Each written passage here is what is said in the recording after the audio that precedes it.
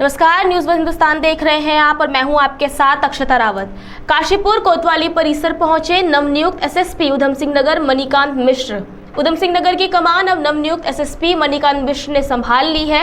हालांकि आते ही एसएसपी का स्वागत जिले में गोलियों की तड़तड़ाहट से हुआ, लेकिन उस पूरे मामले में एसएसपी ने बड़ी कार्रवाई करते हुए एक चौकी इंचार्ज को भी सस्पेंड कर दिया। महानगर काशीपुर कोतवाली परिसर पहुंचे नवनियुक्त एसएसपी का स्वागत समस्त पुलिस स्टाफ, महानगर के समाज सेवी व गणमान्य लोगों ने किया।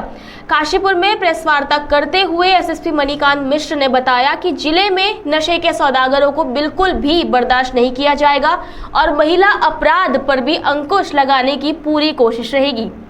यह जिस दिन से मैं यहाँ आया उस दिन से मैं इस ज़िले के बारे में और समझने की कोशिश कर रहा हूँ।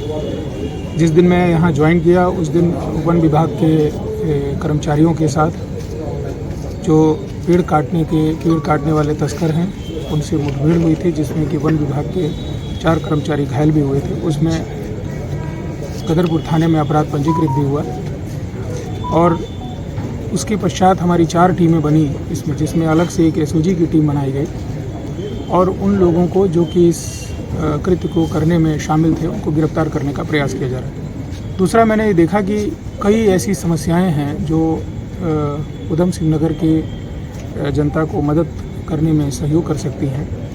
उसमें मेरा जो पहला लक्ष्य रहा वो रहा कि अपराध से कैसे हम लड़ें और कैसे अपराध को नियंत्रित करें। दूसरा मेरा लक्ष्य यह है जो माननीय मुख्यमंत्री जी का भी लक्ष्य है, मैं 2025 तक ड्रग्स फ्री करना है उत्तराखंड को। और जैसे कि जानकारी हुई और पीछे के केस हमने स्टडी किए, हमने देखा कि यहाँ नशे का बहुत व्यापार है। उसकी कमर तोड़ने के लिए और जो नशे के व्यापारी हैं जिन्होंने उस नशे के व्यापार से संपत्ति अर्जित की है उनको सलाखों के पीछे भेजने के लिए उधम सिंह नगर पुलिस तत्पर रहेगी। केंद्रीय गृह मंत्री अमित शाह जम्मू कश्मीर के 2 दिवसीय दौरे पर हैं। आज उन्होंने जनसभा को संबोधित किया। रैली स्थल पर लोगों ने भारत माता की जय के नारे लगाए। अमित शाह ने विपक्षी पार्टियों पर जमकर निशाना साधा और जम्मू कश्मीर में हुए विकास कार्यों का जिक्र करते हुए अपनी पार्टी की जीत के लिए लोगों से अपील की। 2 दिवसीय दौरे के दूसरे दिन केंद्रीय मंत्री अमित शाह ने पलौड़ा में जनसभा को संबोधित किया। अमित शाह ने कहा, यह संयोग है कि भाजपा की पहली चुनावी रैली गणेश चतुर्थी के दिन शुरू हो रही है। आगामी चुनाव ऐतिहासिक चुनाव है। देश की आज़ादी के बाद पहली बार जम्मू कश्मीर के मतदाता तिरंगे के नीचे अपना वोट डालेंगे। केंद्रीय मंत्री अमित शाह ने कहा, मैं राहुल गांधी से एक बात कहना चाहता हूं कि आप चाहे जितनी कोशिश कर लें, हम गुज्जर, बकरवाल, पहाड़ी और दलितों के आरक्षण को छूने नहीं देंगे। जब तक शांति नहीं होगी पाकिस्तान से कोई बातचीत नहीं होगी। तो उसका मुनाफा किसके पास आएगा? जो उनका मुनाफा सीधा आतंक के काम में होगा। ये करना चाहिए क्या? आप समझ हो क्या? वो कहते हैं हम पाकिस्तान से बात करेंगे। आज मैं कहकर जाता हूं, जब तक शांति नहीं होती पाकिस्तान से कोई बात नहीं होगी। भाई बहनों, हमारा शंकराचार्य चोटी, ये पहाड़ जहां आदि शंकर ने स्वयं चातुर्मास किया, उसका नाम तख्ते सुलेमान रखना चाहते हैं। आप सहमत हो क्या? जोर से बोलो सहमत हो। पूरा देश देख रहा है और जोर से बोलो सहमत हो। इस भ्रष्टाचार की आग में फिर से जम्मू कश्मीर को झोंकना चाहते हैं। ये 3 परिवार, कांग्रेस का परिवार, एनसी अब्दुल्ला परिवार और पीडीपी का मुफ्ती परिवार, ये तीनों परिवारों ने अरबों खरबों पीडीपी का मुफ्ती परिवार, ये तीनों परिवारों ने अरबों खरबों रुपया लूटा है। वो कहते हैं हम पहले जैसी व्यवस्था लाएंगे। आप सहमत हो क्या? जोर से लोग सहमत हो क्या? भाइयों बहनों, वो कहते हैं हम पहले से व्यवस्था लाएंगे का मतलब है जम्मू को फिर से अन्याय करने की शुरुआत करना। आप सहमत है क्या? सहमत है क्या? जिस ऑटोनॉमी की बात ने जम्मू कश्मीर को आग में झुलसाया, घाटी में और कश्मीर में, जम्मू में 40,000 लोग मारे गए, ये कहते हैं हम जम्मू कश्मीर को ऑटोनॉमी देंगे। मैं आज बताकर जाता हूं, भाइयों बहनों, मेरी बात ढंग से सुन लेना। अमित शाह ने कहा कि ये अफवाह है कि नेशनल कॉन्फ्रेंस सरकार बनाने जा रही है। मैं बहुत छोटी उम्र से चुनावी आंकड़ों का छात्र रहा हूं और मैं आपको ये बता रहा हूं कि जम्मू कश्मीर में कांग्रेस और फारूक अब्दुल्ला की सरकार कभी नहीं बन सकती। केंद्रीय मंत्री ने कहा, कांग्रेस और नेशनल कॉन्फ्रेंस कह रही है कि वे राज्य का दर्जा बहाल करेंगे। मुझे बताएं कि इसे कौन दे सकता है? ये केवल केंद्र सरकार पीएम मोदी हैं जो इसे दे सकते हैं। इसीलिए जम्मू कश्मीर के लोगों को बेवकूफ़ बनाना बंद करें। हमने कहा है कि चुनाव के बाद उचित समय पर हम जम्मू कश्मीर को राज्य का दर्जा देंगे। हमने संसद में ये कहा है, राहुल गांधी को जम्मू कश्मीर के लोगों को गुमराह करना बंद कर देना चाहिए। उसके साथ ही आतंकवाद के मुद्दे पर उन्होंने कहा कि आतंकवाद से कश्मीर ने बहुत नुकसान उठाया है। कश्मीर में ऐसी सरकारें थी जिन्होंने आतंकवाद के प्रति आंखें मूंद ली थी। ऐसे लोग हैं जो शांति होने पर यहाँ आते हैं और मुख्यमंत्री बन जाते हैं, और जब आतंकवाद होता है तो वो दिल्ली जाते हैं और कॉफी बार में कॉफी पीते हैं। भारतीय जनता पार्टी ने 10 सालों में आतंकवाद को 70% कम करने का काम किया है। जम्मू कश्मीर के लोगों को, खासकर जम्मू के लोगों को, यह तय करना होगा कि उन्हें आतंकवाद चाहिए या शांति या फिर विकास। घाटी में वोटिंग हो जाए तो बड़ी सिद्धियां मनाती है सरकारें। आज बेरोक टोक निसंकोच मतदान के कारण 58.46% मतदान हुआ है, जो लोकतंत्र की सबसे बड़ी विजय है। भाई बहनों, मैं आज जम्मू कश्मीर में कांग्रेस और एनसी फिर से अलग झंडा लाने वाले हैं। आप लाने दोगे? अरे जोर से बोलो, लाने दोगे? 370 एनसी और कांग्रेस फिर से लाना चाहते हैं, लाने दोगे? जोर से बोलो, लाने दोगे? कांग्रेस पार्टी और एनसी गुर्जर, बकरवाल, पहाड़ी, ओबीसी और दलित भाइयों का रिजर्वेशन छीनना चाहती है। आप छीनने दोगे क्या? जोर से बोलो, छीनने दोगे? अरे राहुल बाबा, मेरी बात कान खोल कर सुन लो। बाबा मनहास के मंदिर के सामने मैं बोलकर जाता हूं, जितना दम लगा दो, गुर्जर, बकरवाल, पहाड़ी और दलितों का रिजर्वेशन को हम हाथ नहीं लगाने देंगे। आप ये मान कर दो। भाइयों बहनों, 370 हटने से 70 साल के बाद जम्मू कश्मीर की माताओं बहनों को अधिकार मिला है। ये कांग्रेस पार्टी, ये नेशनल कॉन्फ्रेंस ये अधिकार छीनना चाहती है। आप छीनने दोगे क्या? अरे आप तो जरा जोर से बोलो, छीनने देंगे क्या? भाइयों बहनों, ये पत्थरबाजी और आतंकवाद में जो लोग लिप्त है, उनको जेल से छोड़ना चाहते हैं। उनका मकसद है उनको छोड़ दो और हमारे जम्मू क्षेत्र, पूंछ, राजौरी, जहां शांति है वहां आतंकवाद आए। मुझे बताओ, जम्मू, पूंछ, राजौरी, डोडा में आतंकवाद को आने देंगे क्या?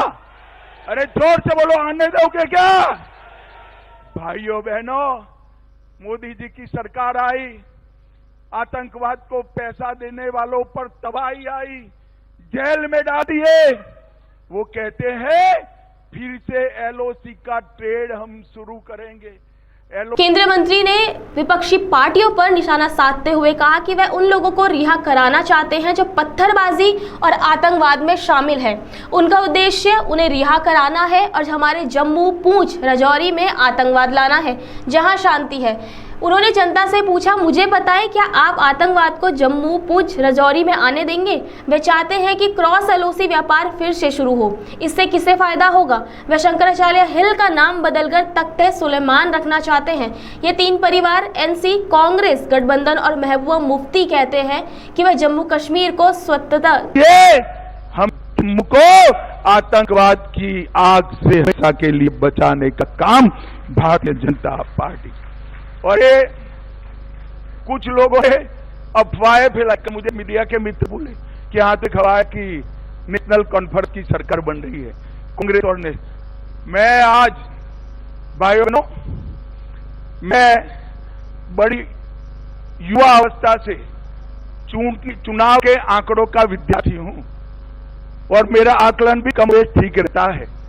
आज मैं आपके सामने कहकर जाता हूं, सामने की दीवार पर मैं लिखा हुआ पढ़ पाता हूं कि जम्मू कश्मीर में फारूक अब्दुल्ला और कांग्रेस की सरकार कभी नहीं बन सकती। मेरी बात मान कर घर घर में जाकर हमारा कार्यकर्ता ये संदेश आगे पहुंचाए।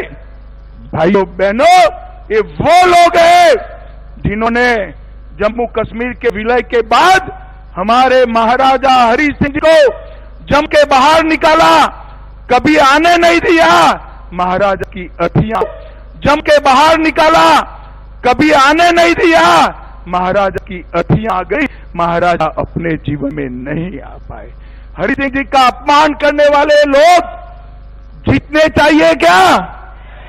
इतने सालों तक हरि सिंह जी के जन्मदिन की छुट्टी नहीं की भारतीय जनता पार्टी। पार्लियामेंट में कहा है जो चीज हमने दे ही दी है इसको मांग रहे हैं। बताइए भाई,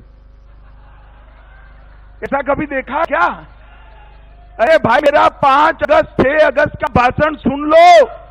उसमें मैंने कहा है चुनाव के बाद उचित समय पर जम्मू कश्मीर को हम फिर से यूटी से राज्य बनाने का काम करेंगे। राहुल गांधी, आप लोगों को गुमराह मत करिए। हमने जम्मू कश्मीर को हम चाहते हैं, उसके सम्मान को भी। केंद्रीय खेल मंत्री मनसुख मंडाविया ने दिल्ली के जेएलएन स्टेडियम स्थित भारतीय खेल प्राधिकरण में पेरिस पैरालंपिक में भाग लेने वाले खिलाड़ियों से मुलाकात की। भारत के प्रदर्शन पर खिलाड़ियों से मुलाकात के बाद केंद्रीय खेल मंत्री मनसुख मंडाविया ने कहा, मुझे आपको ये बताते हुए बेहद खुशी हो रही है कि हमारे पैरालंपियनों ने 6 स्वर्ण, 9 रजत और 12 कांस्य पदक जीते हैं। हमारे पदकों की संख्या 27 हो गई है। हमें आज के खेलों में और पदकों की उम्मीद है। टोक्यो पैरालंपिक में हमने 19 पदक जीते थे और इस बार हमारे पदकों की संख्या 27 हो गई है। हमारे पैरालंपियों का मनोबल और देश में उत्साह अपने चरम पर है। मैं पदक जीतकर लौटे सभी पैरालंपियनों का स्वागत करता हूं, उन्हें बधाई देता हूं। हमारे पैरालंपिक्स खिलाड़ियों देश का गौरव बढ़ा रहा है। मुझे बताते हुए खुशी हो रही है कि कुल मिला के 6 गोल्ड, 9 सिल्वर और 12 ब्रॉन्ज मेडल जीत के ये हमारा अंक 27 हो चुका है, यानी कि 27 हो चुका है। और अभी आज के दिन के खेल बाकी है और मेडल आने की संभावना है। जो पिछले टोक्यो पैरालंपिक्स में हमें 19 मेडल मिले थे, आज हम 27 तक पहुंचे हैं। हमारा पैरालंपिक्स खिलाड़ी का हौसला हाई पर है, उत्साह से खेल रहे हैं। सारे देश में उत्साह का माहौल है। देश भी चीयर फॉर भारत करके हमारा खिलाड़ियों का हौसला बढ़ा रहे हैं।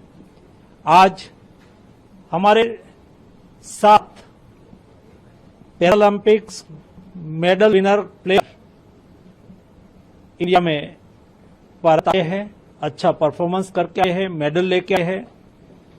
भारत आए हैं, अच्छा परफॉर्मेंस करके आए हैं, मेडल लेके आए हैं। सबका मैं अभिवादन करता हूं। एशियाई ओलंपिक परिषद OCA 8 सितंबर को नई दिल्ली के कॉन्वोकेशन सेंटर के भारत मंडपम में होने वाली आगामी 44वीं OCA आम जनसभा में अपने नेतृत्व का चुनाव करेगी। इस अवसर पर एशियाई ओलंपिक परिषद के कार्यवाहक अध्यक्ष रणधीर सिंह ने कहा, युवा मामले व खेल मंत्री मनसुख मंडाविया और एशिया के सभी 45 देशों के शीर्ष खेल नेता मौजूद रहेंगे। इस महत्वपूर्ण कार्यक्रम में पूर्व अंतर्राष्ट्रीय निशानेबाज और अनुभवी खेल प्रशंसक रणधीर सिंह को आधिकारिक तौर पर OCA के पहले भारतीय अध्यक्ष के रूप में घोषित किया गया, जो इस साल की शुरुआत में शीर्ष पद के लिए एकमात्र उम्मीदवार के रूप में उभरे थे। एशियाई ओलंपिक परिषद के प्रथम भारतीय अध्यक्ष चुने जाने पर रणधीर सिंह ने कहा, चुनावों से पहले नई दिल्ली में ओसीए महासभा की मेजबानी करना देश के लिए गर्व की बात है। सभी लोग खुश हैं। ईश्वर की कृपा से हम सर्वसम्मति से निर्वाचित हुए हैं। हमें अपनी विरासत को कभी नहीं भूलना चाहिए और योग एक ऐसा खेल है जिसकी विश्व को जरूरत है। सब खुश हैं और परमात्मा की मेहर है कि हम लोग सब यूनानिमसली इलेक्ट हो गए।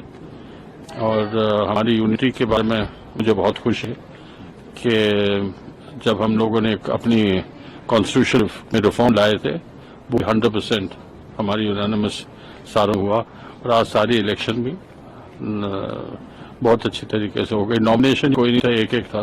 वो खारा पूरे करने के लिए हमें वोट डालनी पड़ती है, नहीं तो वो टेक्निकली गलत हो जाता है। नहीं तो इलेक्ट तो वैसे ही हो गए थे सब यूनानिमस।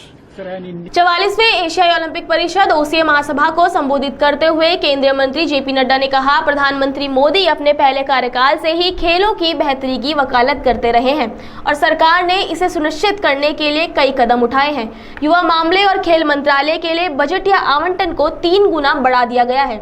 लक्ष्य ओलंपिक पोडियम योजना यानी TOPS विदेशी प्रशिक्षण उपकरण और कोचिंग प्रदान करती है।